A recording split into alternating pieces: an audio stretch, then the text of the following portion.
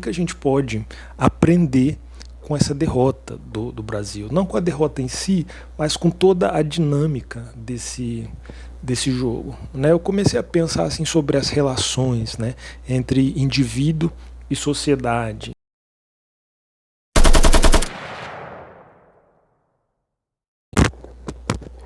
E aí pessoal, bom dia, boa noite, boa tarde, eu não sei quando que você está vendo esse vídeo, também não faço ideia de quanto que esse vídeo vai ser divulgado, se vai ser divulgado, mas eu acho importante vocês entenderem, principalmente por conta do assunto que eu quero falar hoje, que eu estou gravando no dia em que o Brasil foi eliminado da Copa e acaba-se o sonho do Hexa depois do jogo da Croácia. Tá, eu assisti o jogo, me emocionei bastante, vivi a emoção, quase tive um infarto. Exatamente por isso que eu não gosto de acompanhar tanto futebol, porque eu acho que a política brasileira já ocupa muito da minha preocupação, sabe? Eu já sofro muito acompanhando a política, e acompanhar o futebol todos os anos seria um sofrimento ainda maior. Mas Copa é Copa, né? Não dá para escapar, é o que tá, é o que tem, né? A gente falta no serviço em todo o Brasil para assistir o jogo da Copa, então não tem como escapar dessas fortes emoções. Observando o jogo em si, sabe, foi um jogo muito duro, um jogo difícil, com uma montanha russa, né, de emoções, com prorrogamentos e pênaltis e tudo mais. Observando as imagens do término desse jogo, eu fiquei pensando em algumas coisas que eu achei importante trazer para cá, né, que é no sentido assim, sobre a necessidade de se trabalhar em grupo para se obter sucesso em determinada causa, em determinada coisa. Por que eu estou dizendo isso? Porque às vezes, quando a gente está trabalhando em coletividade, a gente tem que ter na cabeça que a gente não está defendendo apenas os nossos interesses. E assim, eu vi. Porque cada jogador é um caso, né? Cada jogador é uma carreira, cada jogador tem uma história política, uma história no marketing, enfim, tem ali as suas próprias questões. Inclusive cada jogador é um produto nessa indústria, né? E um produto que está em disputa ali. A questão da imagem individual entra em disputa porque estamos falando de um mercado, estamos falando de um negócio, né? O futebol é isso, é um negócio. Mas vendo assim um sofrimento genuíno desses jogadores que estão em ascensão de carreira, como por exemplo o Richarlison, vendo eles chorando, vendo eles realmente tristes, né, pela derrota, eu fiquei pensando o seguinte, que quando nós não desempenhamos o nosso papel dentro da coletividade, a gente acaba prejudicando outras pessoas e não só a nós mesmos, né? Então, inclusive, esse é um assunto, é um debate que eu gostaria de levar para a sala de aula, para debater com os meus alunos, exatamente para trabalhar essa questão da responsabilidade com o outro. A responsabilidade que as nossas ações assumem diante do destino, diante do desenrolar dos fatos que vão interferir na vida do outro, né? Então, assim, pensar um time de futebol, a palavra time é muito simbólica, né? Como que seria trabalhar em time, né? Na empresa, um trabalho na escola, entre os amigos, como que é esse senso de time? Quem nunca viveu uma causa coletiva não tem como entender isso. Sabe, isso exige uma sensibilidade social muito grande. Você defender questões que não são somente suas. Sabe, você defender algo que é de um grupo. Eu não vou nem falar de todos os brasileiros, pessoal, porque eu acho complicado pensar que a seleção brasileira, que a seleção dos jogadores lá da CBF representa o Brasil, representa o brasileiro, porque não representa. É claro que o brasileiro torce, mas ali a gente está falando de uma elite, de um negócio, né? O brasileiro não tem como se ver na seleção, porque existe um abismo econômico, um abismo de diferenças entre o Brasil e a seleção brasileira. Então, assim, estamos falando de um nicho, estamos falando de um esporte. Quem perdeu hoje foram esses jogadores. Foi a CBF, foi um grupo de investidores. Tá? O brasileiro não perdeu exatamente nada. A única coisa que o brasileiro perdeu são os feriados próximos que teriam. Né? Enfim, perdeu o jogo, tivemos ali nossas decepções, nossas emoções, damos os nossos palpites, nos decepcionamos, amanhã a vida que segue. Né? Inclusive os jogadores que já estão ricos e tudo mais. Só que assim, a reflexão do trabalho em grupo fica. Né? Porque um trabalho feito em grupo, ele só dá certo quando é realmente feito em grupo. Quando a gente para de olhar para as nossas próprias carreiras e começa a considerar as questões dos nossos amigos, dos nossos companheiros. E isso é muito importante. Eu acho que isso falta muito na sociedade. Né? Então, de repente, os esportes, não só o futebol, mas todos os esportes, sobretudo aqueles que envolvem formação de times, tem muito a aprender com a seleção brasileira, com esse jogo de hoje. Sabe, alguns jogadores que estavam ali não têm uma carreira tão significativa. Alguns jogadores ficaram extremamente nervosos ali na hora de cobrar o pênalti e fizeram um péssimo trabalho, como por exemplo o Marquinhos. Naquela hora que o Marquinhos errou o pênalti, acabou o Brasil, ele eliminou o Brasil. Então veja bem a responsabilidade do indivíduo em relação à coletividade. Né? Ou seja, as questões do indivíduo interferiram ali no coletivo, de repente a insegurança, enfim, não sei o que motivou. Mas o fato é que houve um fracasso. Né? E é um fracasso coletivo, obviamente, mas é um fracasso do coletivo que se manifesta no indivíduo. Então, quando a gente vive em sociedade, os nossos fracassos, eles afetam outras pessoas, assim como os nossos sucessos. Eu falo isso como um homem de 30 anos que saiu da casa dos pais recentemente e viu os pais torcerem, né, como se eu fosse ali um artilheiro, como se toda a função a função de toda a minha família fosse me lançar para o mundo, me lançar na minha carreira e tudo mais. E assim como eu já vi, eu acho que muitos de vocês já viram, quem não viu ainda vai ver, vai viver isso, de ter uma péssima performance no jogo da vida, sabe? De você fracassar, de você falir, de você quebrar, de você cair. Então, esses fracassos, essas vitórias afetam o seu time.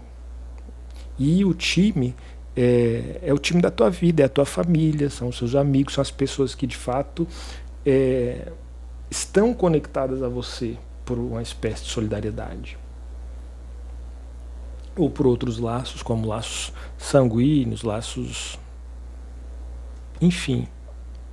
Sabe, quando a gente percebe isso, quando a gente tem um olhar afetuoso para as pessoas que nos rodeiam, para as pessoas que estão envolvidas na mesma causa que nós, surge ali um senso de comunidade, um senso de parceria.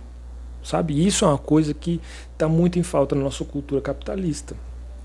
Essa cultura individualista, onde você tem que se destacar, onde você tem que vencer. Vencer no sentido assim de ter um pódio, e um pódio só seu. E nessa brincadeira a gente esquece de considerar a nossa comunidade como nosso time. Né? Obviamente, a derrota da seleção brasileira é muito representativa. Não quer dizer que ela nos representa de uma maneira efetiva, que todos os brasileiros se veem na seleção brasileira. Porque não. Né? Para eles são negócio. E a gente aqui curtindo e torcendo para ativos e passivos economicamente falando, porque cada jogador ali é um investimento. Cada jogo perdido, a cada jogo ganho, é um passo no mundo corporativo. E a gente não está dentro desse universo.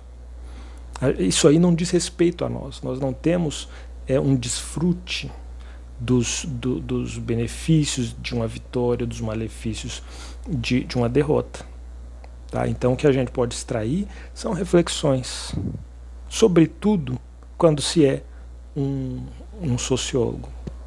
Acho que a intenção desse papo aqui, a intenção desse diálogo de hoje é exatamente isso, de despertar um senso de comunidade.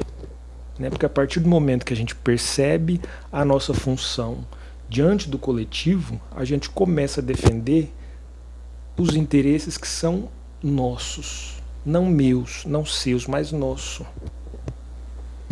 Então, se é nosso, tanto a vitória quanto a derrota é comunitária. Um senso de comunidade, ele é muito necessário para se viver em sociedade. Para se viver em sociedade com qualidade, com bem-estar social.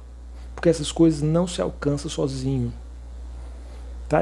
Recentemente agora, eu estava acompanhando na internet uma blogueira que foi cancelada porque ela disse que as pessoas lá na Ásia, tem uma tradição na Ásia que eles fazem um barquinho, põem na folha de bananeira e eles só comem arroz.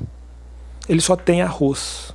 Palavras dela. Não tem carne, não tem nada, tem somente arroz. E eles são extremamente felizes. É claro que foi um posicionamento infeliz, mas se a gente se esforçar um pouco, a gente entende o que ela quer dizer.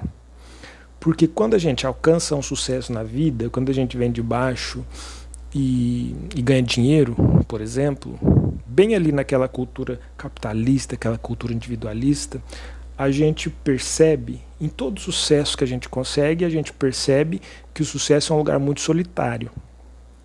E que a felicidade que a gente procura, que todo mundo procura, todo ser humano espera, ele não está necessariamente num sucesso financeiro, em ter coisas, em comprar casas.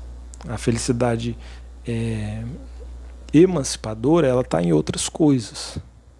Não estou dizendo que é possível ser feliz passando fome, que é possível ser feliz na miséria. Eu só estou dizendo que a origem da felicidade não são coisas, não são posses, não é dinheiro, não é nada disso. Tá? Então, vamos maneirar o cancelamento aí, pensar melhor nas coisas e considerar de maneira racional, parar de ir com a boiada, que esse comportamento de manada é horroroso. E muita gente bacana, tá? Muita gente legal entrando nessa onda aí de cancelar os outros. Inclusive, muito hate em cima do Marquinhos, que foi o cara que eliminou a seleção brasileira porque ele errou o pênalti. Hate pra cima do Neymar, mas aí temos que separar o Neymar jogador do Neymar pessoa. A pessoa do Neymar não me atrai. Mas como eu disse, ele faz parte de um negócio. Dentro desse negócio ele tem os seus méritos. Não significa que a gente tem que puxar saco do Neymar, porque o Neymar tá podre de rico e nós temos que trabalhar, dependemos de um salário e por aí vai. Né? E longe de mim de bater palmas, de pagar pau, de babar ovo de milionário.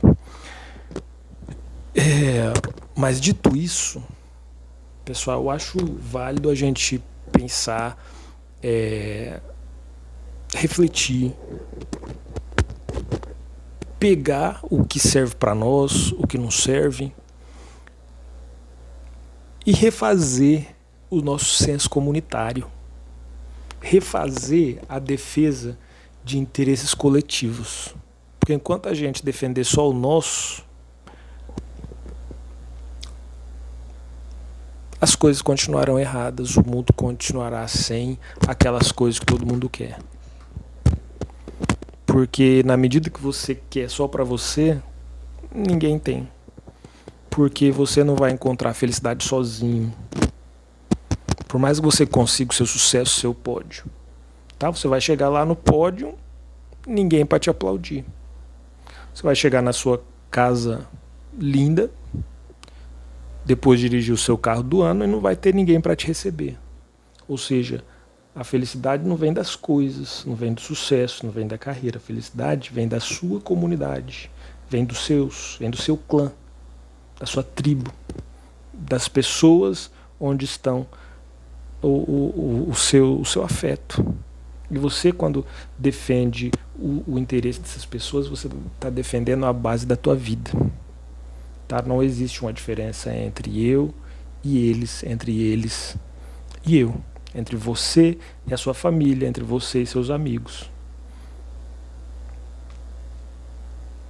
Eu acho que o nós é um bom conceito para se pensar, para se amadurecer e para se colocar em prática.